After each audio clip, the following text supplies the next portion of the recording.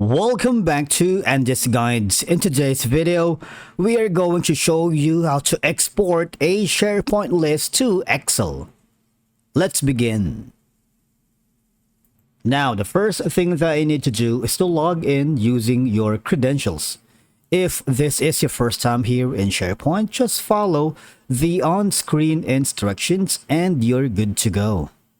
Now, exporting a SharePoint list to Excel allows you to work with the list data in a familiar spreadsheet format. All right. Now, once you are here on the Excel, I need you to go back and switch to the SharePoint. Then once you are here, all you have to do, as you can see, you are already given the obvious choice here to export to Excel. You also have an option for the Power Apps, but we're not going to deal with that for now.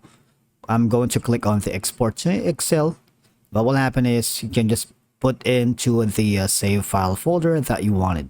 Now, once it's exported, the thing is Excel Online and Excel Desktop application provides slightly different experiences for exporting data from SharePoint lists. Now, all you're gonna do is follow the prompts and instructions specific to your environment. I use the Excel Online a lot because it's a lot easier. It's manageable. It's on a drive. It's very convenient for me. And basically, by following all of these methods, you can export a SharePoint list to Excel and work with the list data in a spreadsheet format, enabling analysis, reporting, and of course, further manipulation as needed.